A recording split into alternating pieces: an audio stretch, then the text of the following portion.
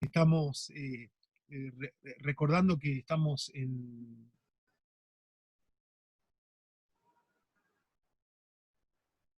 permítame un segundo, estamos recordando que estamos estudiando el libro de Marcos y vamos a, y como le hemos dicho, apenas es un estudio panorámico de todo lo que hay en Marcos, y estamos en el capítulo 5 en el día de hoy, y espero que la palabra les sea de bendición, como me ha sido a mí también el prepararla.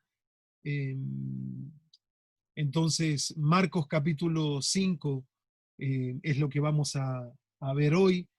Y así como hacemos generalmente, hacemos un breve bosquejo de lo que todo el capítulo habla, y vamos a, luego de hacer el bosquejo, vamos a ver apenas un solo tema, ¿verdad? Pero valga en este día la palabra que el Señor traiga para nosotros, para sea de transformación, y de ánimo, de fortaleza, de bendición para todos nosotros.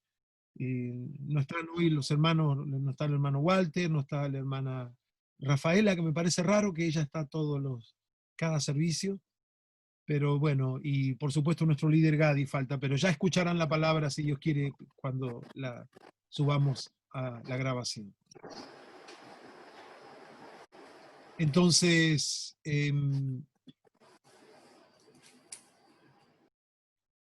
Marcos capítulo 5, es muy fácil de dividir el capítulo 5 de Marcos. Versículos 1 al 20 trata del tema de la restauración de la persona.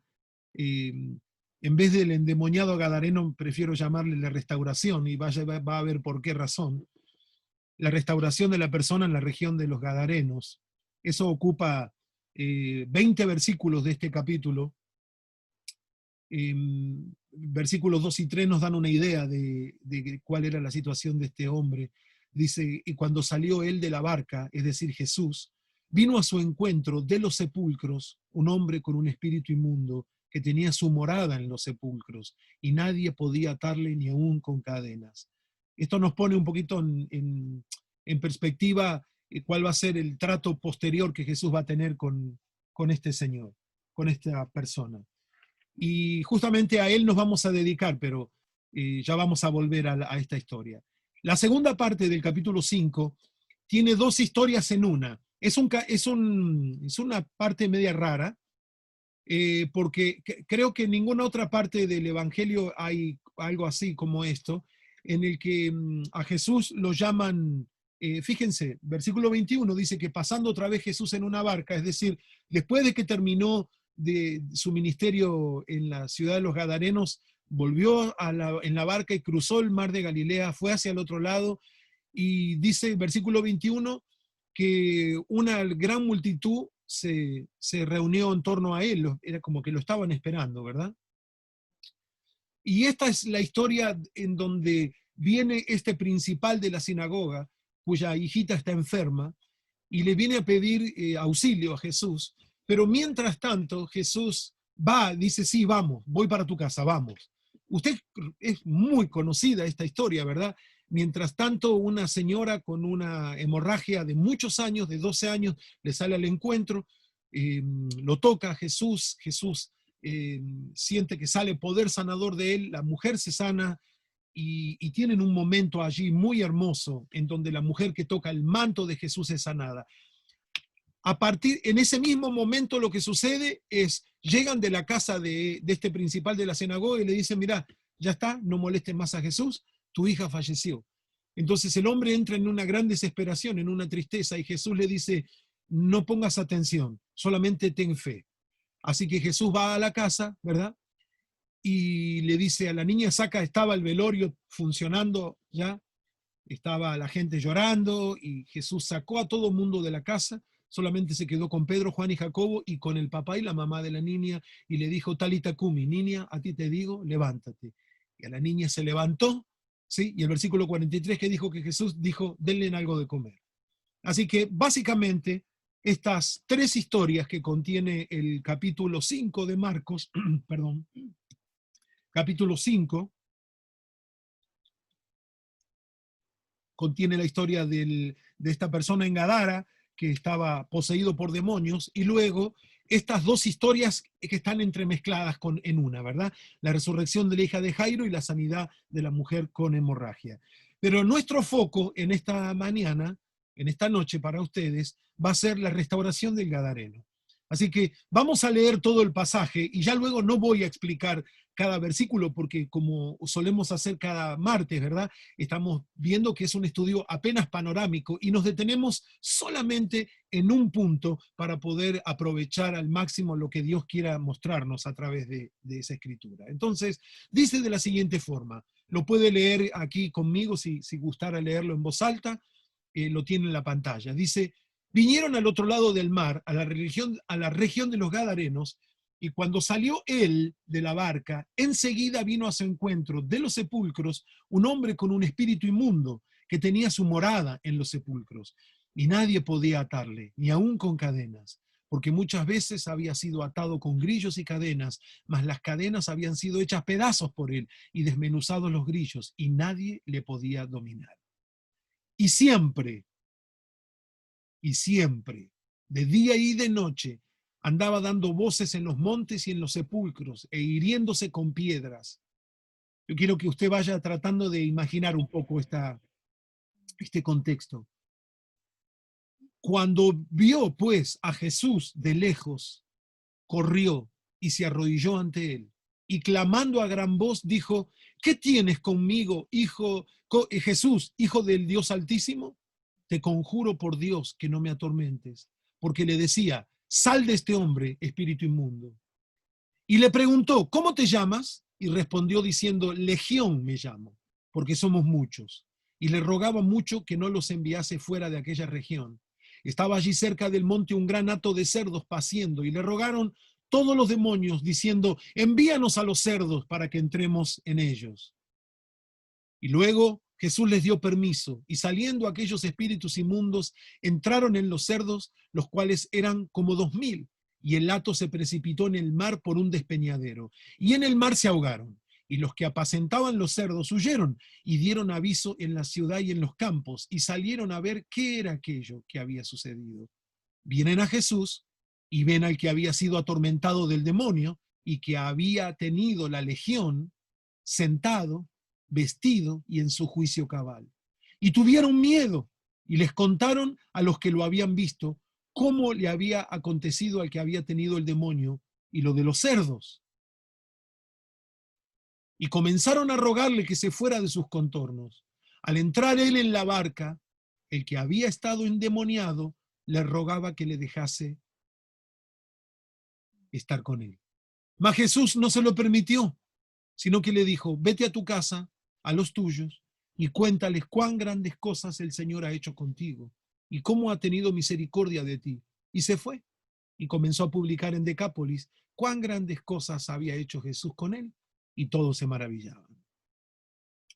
Esta historia yo sé que es también muy popular en las Escrituras, y gracias a Dios que al menos que ya todos la conocemos, entonces es más fácil poder ir directamente al punto principal que quiero ir. Sabemos de que el hombre estaba atormentado por un demonio, y vamos a ver algunos pequeños detalles que yo les quiero mostrar en esta mañana o en esta noche para los que están en Israel. Esta historia la leemos también en Mateo 8, del 28 al 34, y en Lucas 8, 26 al 39. Allí también se cuenta con algunas diferencias, no contradicciones, sino con algunos datos que se agregan. Pero quiero mostrarle cómo este pasaje describe a este hombre. Lo describe de esta manera. Versículo 2 dice que tenía un espíritu inmundo. Otras versiones dicen que tenía un espíritu impuro. Nosotros sabemos hoy, aunque esto no va a ser nuestro tema, no vamos a pasar tiempo hablando sobre esto. Esto es un tema, es tema para otro momento, pero que tenía un espíritu inmundo, un espíritu impuro. Esto significa que el hombre estaba poseído de demonios, ¿verdad? Dice el versículo 2. Luego, el versículo 3, la primera parte, dice que vivía en los sepulcros. A ver, si alguna vez alguien le contó un cuento de terror o ha visto una película de terror cuando todavía uno veía esas cosas, uno generalmente, no sé, las películas antiguas, porque eran por lo menos así, que el cementerio era siempre un lugar de terror y de miedo y donde las personas que estaban con problemas con el diablo y todo lo demás, siempre había una relación con el cementerio. Bueno, fíjese qué antiguo que es esto, que este hombre que tiene un espíritu inmundo, el hombre está viviendo en un sepulcro, está viviendo en un cementerio. Imagínese lo horrible, lo espantoso que eso puede llegar a ser, que tuvo que hacer de ese lugar su morada. Luego, versículo 3 también, la segunda parte, dice que nadie podía atarle. No podía atarle porque tenía una fuerza extraordinaria. Dicen que cuando lo trataban de atar o lo ataban, dice que despedazaba los grillos y las cadenas. Eran como que tenía esposas como la que usa la policía en las manos y también en sus pies. Sin embargo, era tal la fuerza que el demonio operaba en la pobre vida de este hombre que él rompía y lo despedazaba todo, ¿verdad? Entonces, dice que, versículo 4, la segunda parte, nadie lo podía dominar. Por eso lo tendrían atado, encadenado y relegado a vivir en un sepulcro.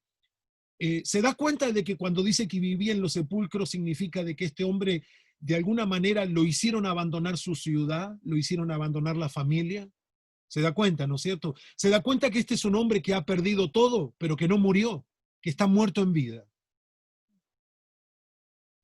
Y que 100% no hay ninguna clase de esperanza para ese hombre. Ya lo perdió todo. Versículo 5, la primera parte dice que de día y de noche andaba gritando por los montes y los sepulcros. Otra versión dice que andaba, en inglés dice que estaba howling, significa que estaba aullando, como si fuera un animal, como si fuera un lobo, como si fuera un animalito que grita en las noches. Imagínense, pero esto es una persona. Y cuando nosotros hablamos de una persona, significa una persona que, un ser humano que ha tenido una madre, que ha tenido hermanos, que ha tenido familia, ¿sí? Y esta persona sola, gritando, aullando como un animal en medio del monte o en los sepulcros, y una familia consternada y quebrantada, porque déjeme decirle, en las épocas modernas, a esta clase de personas, eh, claro, los que no tienen acceso a llegar al Señor, ¿verdad? Los internan en ciertos lugares para personas sabe que en muchos lugares donde, yo no estoy diciendo que todas las enfermedades mentales tengan que ver con problemas demoníacos, pero sí les digo de que en muchos de esos lugares donde hay personas que están internadas por algún problema mental, lo que en realidad tienen es un problema con demonios. No estoy diciendo que todos, pero sí que hay muchos. Ahora, 2000 años atrás no existía tal cosa, no existía un hospital para personas con problemas mentales. Entonces, el hombre lo único que le quedaba era el sepulcro. Y de noche y de día, yo quiero que trate por un momento de imaginarlo. Lo espantoso y lo horrible que eso pudiera haber llegado a ser. El hombre, dice el Evangelio de Mateo, que andaba desnudo, se arrancaba las ropas, se rompía las cadenas y gritaba. Y no solamente eso, dice que se hería a sí mismo. El versículo 5, aquí en Marcos 5, dice que el hombre con piedras se golpeaba y se lastimaba. Miren el cuadro. Ustedes pueden imaginarse aquí en este grupo, en esta tarde, hay personas que ya son abuelos, hay padres, hay madres, ¿verdad? Hay personas que tenemos hermanos, hermanas. Imagínese nuestro hermano, nuestra hermana, nuestro hijo, nuestro nieto, nuestra nieta. Entonces, cuando nosotros empezamos a ver que esta persona tiene más familia, como vamos a ver al final, tenemos que, a veces lo que pasa cuando leemos la Biblia lo despersonalizamos, nunca pensamos que puede llegar a ser alguien cercano a nosotros. Pero mire, no importa, ahora lo vamos a pasar. Este es el cuadro de cómo estaba este hombre, ¿verdad? Todo esto. Entonces, cuando Jesús le habla y le pregunta su nombre, le dice que se llama Legión. Y legión, mis hermanos, es un término latino para expresar una armada de 6.000 soldados, por lo menos. Entonces, cuando el demonio le dice, somos legión, le está queriendo decir que ese pobre hombre está poseído por una cantidad impresionante de demonios. ¿Se da cuenta? Lo mal que está ese hombre. Cuando el demonio le dice que somos legión y a Jesús no le pueden mentir, él le dice que es una legión. Así que para darle una idea de cómo ese hombre está. Ahora, a la vez que el hombre está tan en esa horrible miseria, mire otra vez, nadie le puede atar. Nadie le puede dominar. Versículo 3, versículo 4. Sin embargo, el versículo 6 dice que Jesús que llegó a Gadara y que este endemoniado se arrodilló ante él. Pero ¿cómo? Si nadie lo podía atar, si nadie lo podía dominar. Ni las cadenas lo podían retener. Pero ahora ve a Jesús y el hombre es el hombre el que corre a Jesús y se arrodilla ante él. Luego dice, y que le rogaba que la persona le rogaba a Jesús. Y dice que Jesús le dio permiso a que esos demonios, fíjense cómo, qué cosa tan impresionante cuando uno empieza a ver estas cosas en las Escrituras, mis hermanos, acerca de un tema en particular. La autoridad de Jesús. Jesús no es como ninguno de los otros que trataron de ayudar a este hombre. Este hombre corre a Jesús mientras cuando las personas querían atarle o encadenarlo, este hombre rompía las cadenas y gritaba por los montes y se lastimaba y se golpeaba.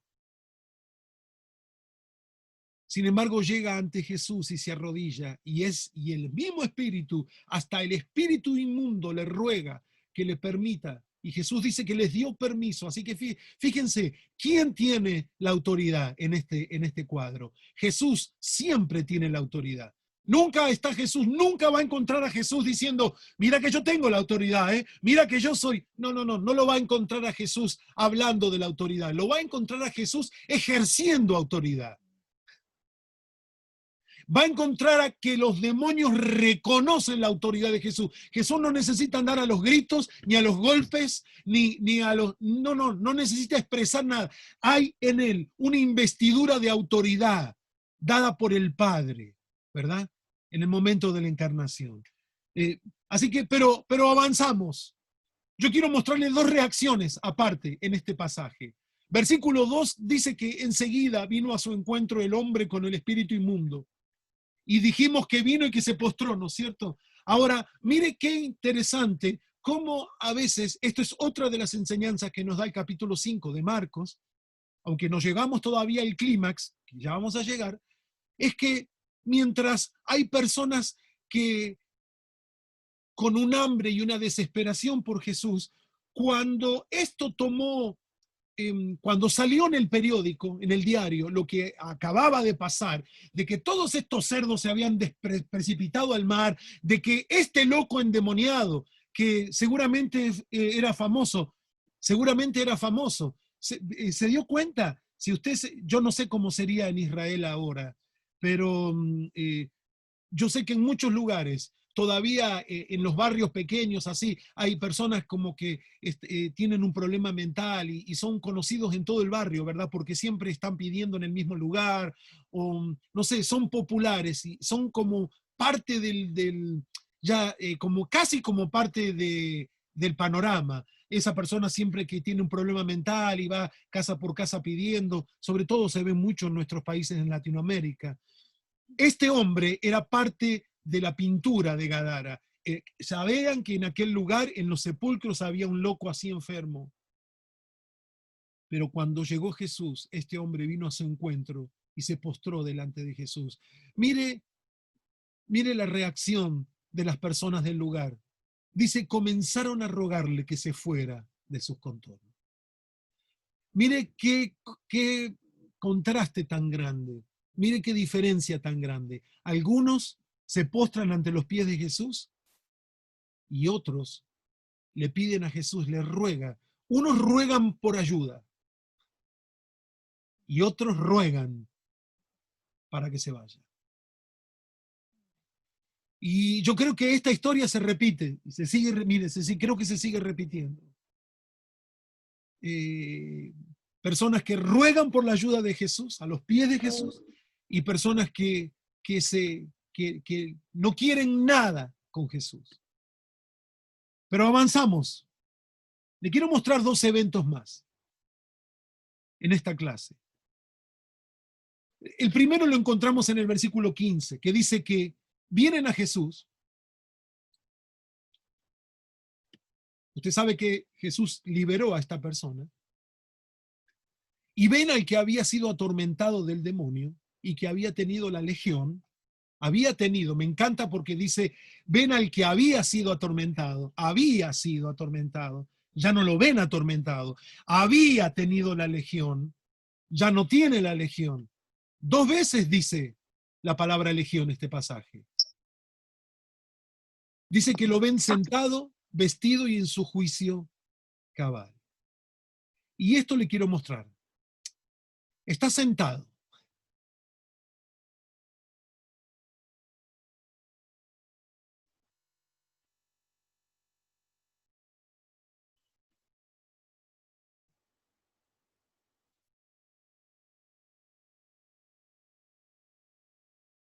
Lo habíamos visto como con un espíritu inmundo.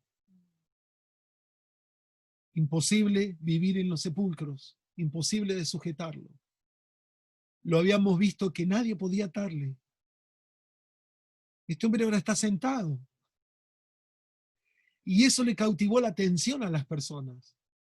Porque este que tiene el espíritu inmundo, este que vive en la tumba, este que vive en el cementerio, que nadie podía atarle, ahora lo encuentran sentado, pero ahora lo encuentran vestido, porque vivía desnudo.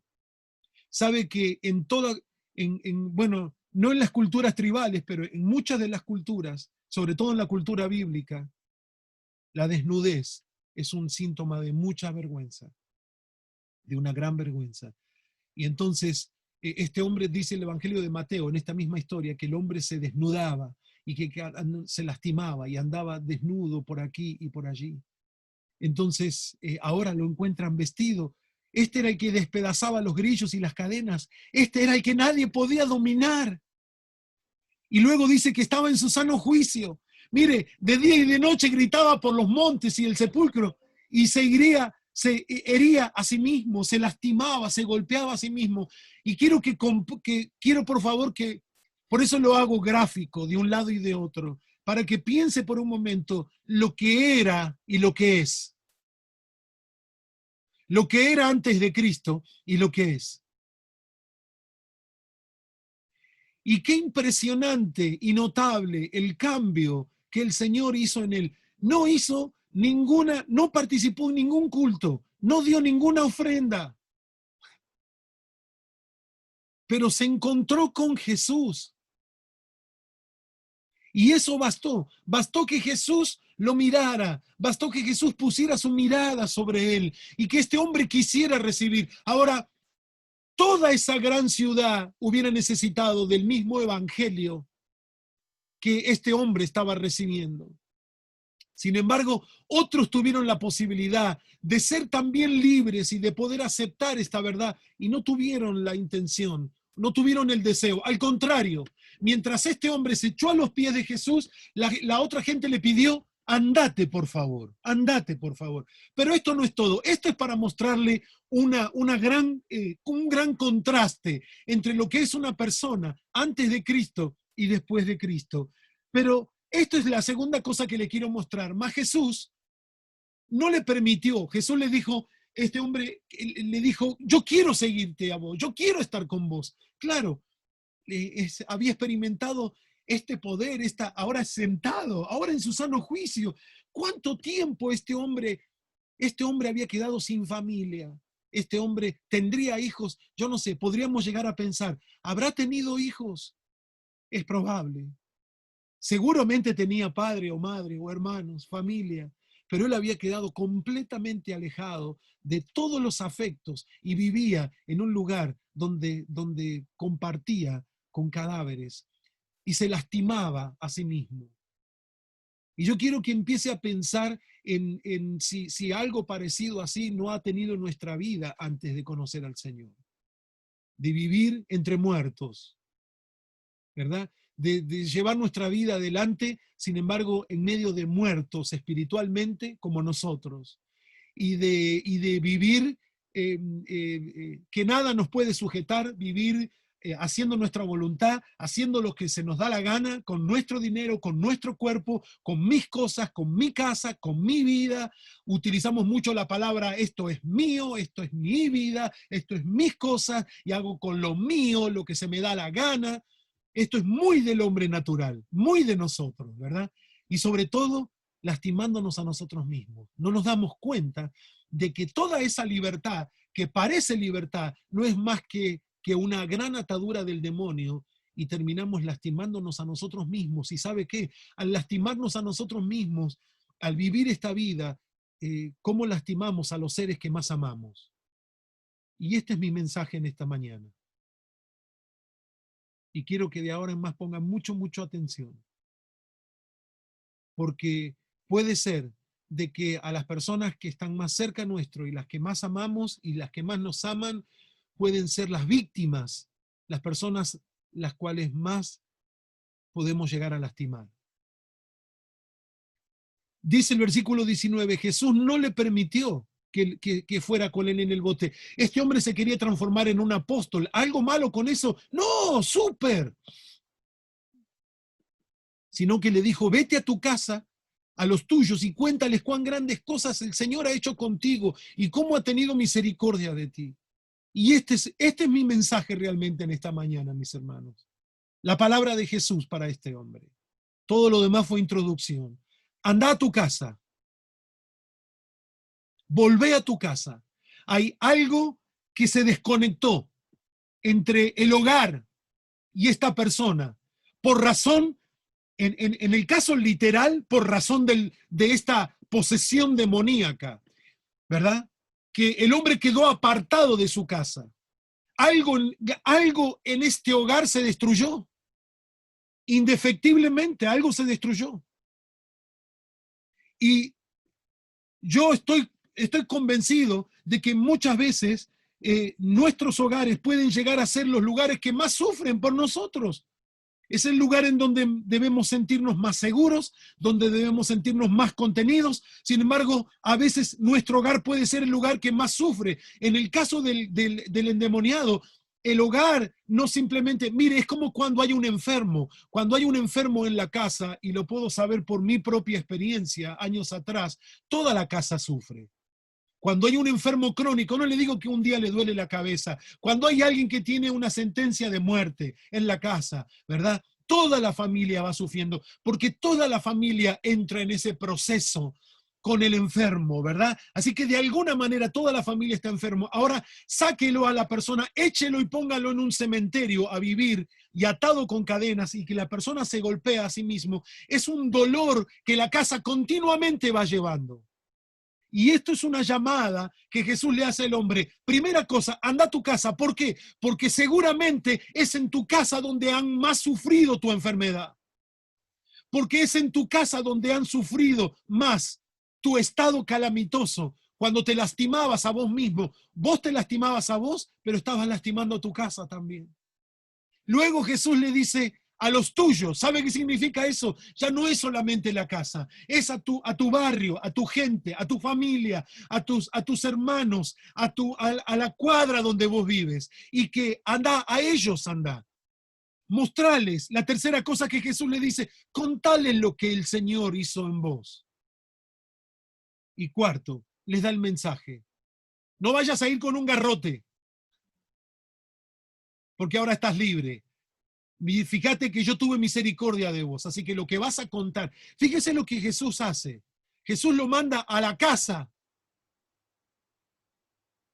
Y ese es el lugar en donde nosotros tenemos que empezar a demostrar que ya no andamos como locos, lastimándonos ni lastimando a otros, sino que ya estamos sentados, vestidos y en nuestro cabal juicio. El primer lugar donde mostramos nuestra fe es en nuestra casa. Si no podemos mostrar nuestra fe en la casa, mejor nunca suba a un púlpito.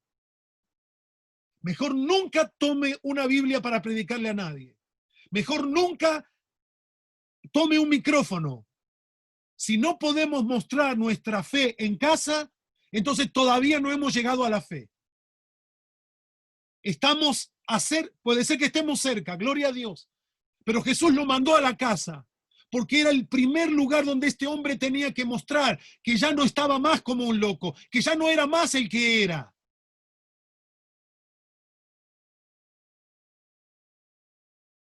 Que ya no se hiere más y que ya no hiere más a los demás. Que ahora está sentado. Eso significa que ya no anda como un loco gritando. Está vestido de la justicia de Dios. Y que ahora está en su cabal juicio. Ya no se lastima más. Entonces anda a tu casa, le dice Jesús, y mostrales a los tuyos, a los que tenés cerca, mostrarle que ya no sos el mismo. Es increíble cómo podemos ser Billy Graham en casa y podemos ser un demonio. Podemos ser Billy Graham en el mundo, digo, y podemos ser un demonio en la casa. Y eso no está bien. No podemos tener una doble vida. Si tenemos una doble vida, significa de que algo en el medio quedó desconectado. Tenemos que volver a conectarlo. Contale lo que el Señor hizo en vos. ¿Sabe por qué muchas veces la gente no quiere escuchar lo que el Señor hizo en nosotros? Porque no tiene ganas de escuchar lo que los ojos ven al revés. Porque nuestros hechos hablan más fuerte que nuestras palabras. Entonces no es que la gente, muchas veces, no es la gente que es rebelde y la gente que es... Yo sé que la gente es rebelde, muchas veces yo lo he sido, y eso no me asusta. Pero tenemos que ser conscientes de que a veces, ¿sí? No importa si predicamos como ángeles, pero si llegamos a vivir como demonios, la gente no nos va a escuchar, no tenemos autoridad. ¿Por qué el demonio se postró ante Jesús? ¿Cómo es que no lo podían atar a este hombre? No lo podían agarrar, hermano. No le podían atar con cadenas. Fíjese la fuerza que este hombre tendría, que rompía las cadenas. Pero ahora está rendido ante Jesús. ¿Sabe por qué? Porque Jesús no es un charlatán. Porque hay una verdadera autoridad en su vida y aún el diablo reconoce esa autoridad y se postra delante de Jesús. Entonces, el primer lugar en donde, fíjese una cosa, lo que ha sucedido con el coronavirus. Hablamos de lugares como que lugares donde hay necesidad, ¿no es cierto? En todo el mundo hay necesidad. Pero fíjese lo que pasó en este coronavirus. El Señor nos metió en casa. ¿No será que nos metió en casa porque allí está la necesidad? Anda a tu casa y contales lo que el Señor hizo en vos. No tenés que inventar la rueda.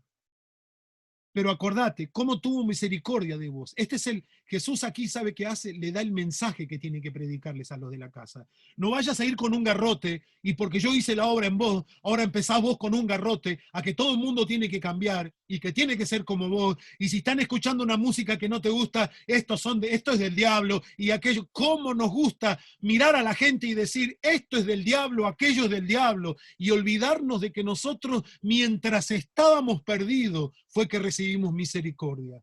Pablo toma ese argumento y dice, ¿cuándo fue justificado Abraham?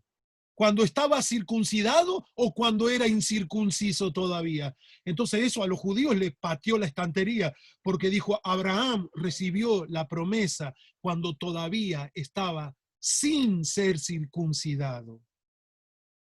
Como diciendo, no hay ninguna obra, ¿verdad?, que pueda hacer para merecer la justificación. Y con esto Jesús le estaba diciendo, el mensaje que tenés que predicarle a tu familia es, fíjate, decirle, contales a ellos cómo yo tuve misericordia con vos.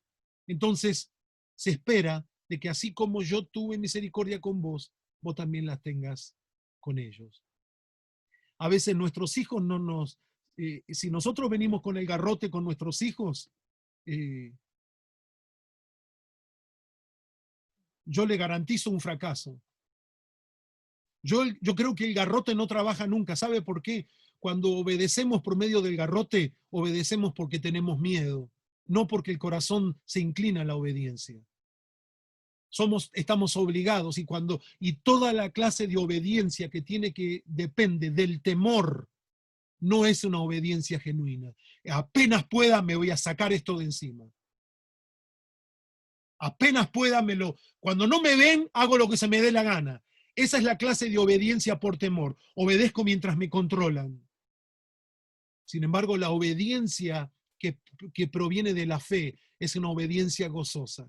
No es perfección, pero es una obediencia gozosa. Entonces, ¿qué hizo Jesús? Lo mandó a tu casa. Si nosotros nos escuchan en casa, le pregunto, no me responda a mí, porque eso no es un asunto mío. Si yo le predico a mis hijos, tengo 3 hijos míos arriba mío, aquí, arriba en la casa. Si yo voy ahora y les predico un mensaje de santidad y de amor de Dios, ¿me van a escuchar? ¿O me van a decir, cállate, no seas ridículo? Si te la pasás haciendo esto, si te la pasás maltratando, si te la pasás irrespetando, si te la pasás bla, bla, bla, bla, bla. Si yo ahora me paro delante de mi hermano, de mi primo, de mi tía, y les doy un mensaje del amor de Dios, ¿lo van a recibir? Jesús no quiso que este hombre lo acompañara. Jesús lo mandó a la familia. Lo mandó de misionero, mis hermanos. ¿Sí? Comenzó, versículo 20 dice, comenzó a publicar en Decápolis cuán grandes cosas había hecho Jesús con él y todos se maravillaban. Este hombre se fue de misionero, no se fue de misionero con Jesús, pero se fue por todos lados. ¿Sabe qué sucedió? Hay 3 menciones de esta ciudad en el Nuevo Testamento. Jesús volvió más tarde. ¿Y sabe qué encontró? Cuando fue a Tiro, ¿se acuerda cuando fue a Tiro, a Sidón? Jesús volvió a esta zona. ¿Sabe qué encontró? Encontró discípulos. No, porque eso me... ¿De dónde salieron esos discípulos? Si Jesús había estado una sola vez, le predicó a este hombre, lo sanó de los demonios y se fue.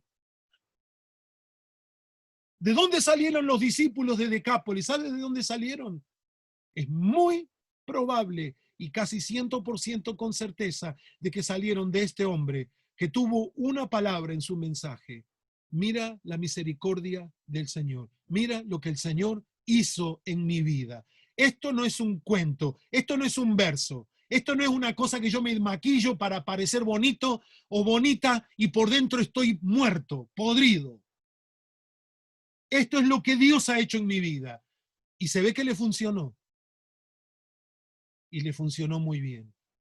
Así que mis hermanos, creo que esta es la misión de Dios, o Missio Dei, como se le suele decir, la misión de Dios, nuestro lugar en el plan de Dios. ¿Qué cosa? Contar lo que Dios ha hecho con nosotros, ¿verdad? Y fijarnos que Dios, Jesucristo, mandó a este hombre a su hogar, a empezar por el hogar, porque era el lugar que más había. Yo no creo que lo haya contado nunca en este chat, pero cada vez que yo salía de mi casa, muchas veces, no siempre, pero muchas veces, mi mamá me decía, y a mí me partía el corazón.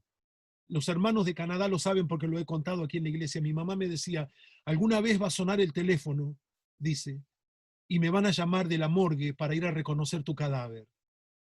¿Y sabe cómo? De verdad, hermanos, a mí me quebraba el corazón, pero no tenía la fuerza. No tenía la fuerza para dejar de usar drogas, no tenía la fuerza. No tenía la gana tampoco, es la verdad. No tenía la gana de dejar de andar robando y dejar de andar con malas juntas y de ser esa clase de persona que era. Pero mi mamá me lo decía. Hijo, alguna vez me van a llamar a la morgue para ir a reconocer tu cuerpo. Y me agarraba una angustia tan fuerte, hermano, pero no tenía la fuerza para, ¿me entiende? No tenía la fuerza. Entonces, yo sentía de alguna manera lo que mi mamá podía sufrir. Ahora yo soy padre. ¿Sí? Ahora yo sé muy bien lo que mi mamá pudo haber sentido. Cuando me iba de la casa y me decía que capaz que la iban a llamar de la morgue, tenía ese miedo de que me pegaran un tiro. Entonces, cuando Jesús manda a este hombre a la casa, le está diciendo, devuelve en tu casa, devuelve a tu casa el gozo que tu casa ya perdió. por causa de esta cosa desgraciada. Fíjese, no es para decirle, bueno, quedaste endemoniado porque, porque esto nos gusta hacer a nosotros, ¿no? ¿Por qué te endemoniaste? ¿Por qué hiciste esto? ¿Por qué abriste esta puerta? Son cosas que después en algún momento uno tiene que aprenderlas para no volver a abrirlas, pero no es lo primero. Lo primero es recibir la misericordia de Dios y mostrar ese cambio de vida. Y todo lo demás es un proceso que viene a continuación. Jesús fue ungido para libertar a los que estaban presos de estas cárceles demoníacas. Y esa es la unción que le ha dado a la iglesia, hermanos. Amén. El Espíritu del Señor está con nosotros, nos ha ungido, para poder liberarnos a nosotros mismos de estas cadenas. Jesús, y no me canso de hacer énfasis en esto, y es como si, mire, si estuviera, mi mamá no está viva, pero si estuviera viva, recuerdo clarito, a veces me agarraba de las manos y me decía, hijo, tengo miedo de que me llamen de la morgue. Y yo me sentía que era el peor ser humano del mundo, pero no tenía la fuerza para cambiar. Ahora en Cristo, qué diferente, ¿verdad? Y Jesús, como misioneros, nos manda, el primer lugar que nos manda es a nuestro hogar. Para que en nuestro hogar no vengamos con el garrote y el no se puede. ¿Cómo nos gusta eso, no? Y esto está mal, y lo otro está mal, y fíjate aquello, y la falda está muy corta, y la otra está muy larga, y la música está muy fuerte, y el programa de televisión, y empezamos con todas las cosas de afuera a imponer reglas que Jesús nunca nos impuso a nosotros. Vino y nos dijo, recibe mi misericordia, cuenta lo que yo hice con vos. Así que mis amados hermanos, en esta tarde, este era el mensaje que quería compartirles. Y pensar que podamos enfocarnos en esta tarde, y perdone si me tomé más del tiempo que suelo tomar, aprovecho que no está nuestro líder Gadi, pero medite, quiero que medite, ¿por qué el Señor lo mandó a la casa? ¿Acaso tenía algo de malo ir con él en el bote? ¿Yo no hubiera querido usted seguir a Jesús en el bote? Yo estoy seguro de que sí, me hubiera encadenado al bote, ¿verdad? Pero Jesús le dijo, no, anda a tu casa y decirle lo que el Señor hizo en tu vida. ¿Sabe? Yo fui de misionero a mi casa. Creo que fue el primer lugar en donde y fue una de las primeras personas que se convirtieron conmigo. Fue mi mamá. Fue mi mamá. Y sabe, nunca más tuvo miedo de ir a la morgue, de que la llamara la policía, porque a Gustavo le habían podido dar un tiro en la cabeza. Porque el Señor la hizo una nueva persona. Entonces, eh, puedo imaginarme lo que habrá sido a este hombre volver a la casa y contar. Esto es lo que hizo el Señor conmigo. ¿Y cómo te di misericordia? Amén. Amén, hermanos. Gloria a Dios.